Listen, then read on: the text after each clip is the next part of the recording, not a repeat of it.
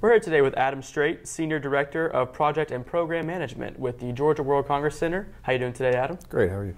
Doing well. Thank you for joining us today on this edition of ATRTV. We're here to talk about Centennial Olympic Park's vision for the future. Can you tell us what's the latest designs and ideas for that are? So to start, we've engaged our architect, DTJ Design, in a process of reconfiguring and redeveloping the park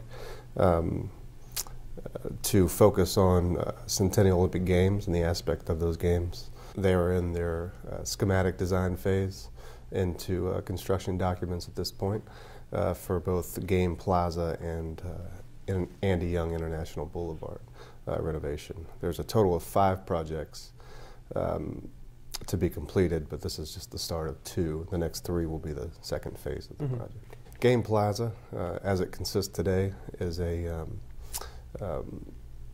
portion of the park with both hardscape and landscape. We are going to expand that footprint.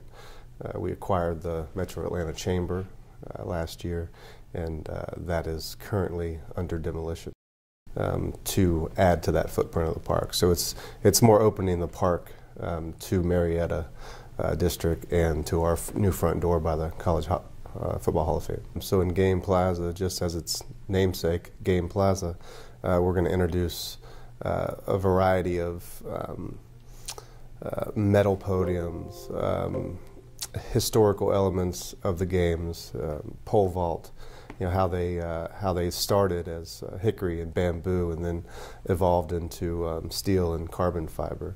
That'll be a nice artistic piece that not only has a meaning of history, but also educational. So you'll see the different marks and world records from those independent times during the games. Also introducing several educational elements as far as world records and how they were held from the start of the games to the 100th Olympiad. In the conceptual design package throughout Game Plaza, if you can imagine the throwing pit of an Olympic field as far as they throw shot put, javelin, discus, the plan, the design is to place markers in the actual lawn, the Olympic lawn, to where those world records are held. So women's shot put, men's discus, women's discus, javelin.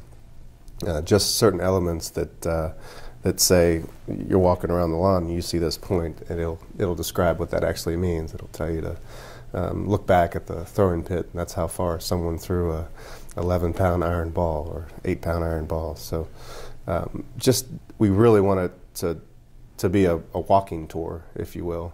We plan to engrave in granite and stone different images of what we're trying to get across. Different artistic pieces, but permanent pieces. We have several concepts that render Olympic, not necessarily trademarks, but Olympic, what do they call them? Icons? Or? Yeah, sort of. Marks and images. Marks and images, yes. Yeah. That we need approval on. We have a great relationship with the SOC.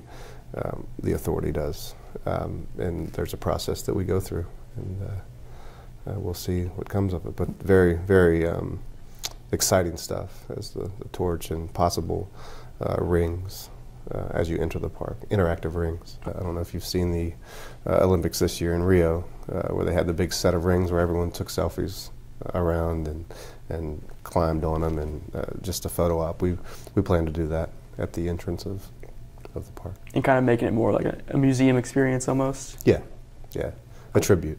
The official construction start date for the rest of, for the first phase would be July of this year.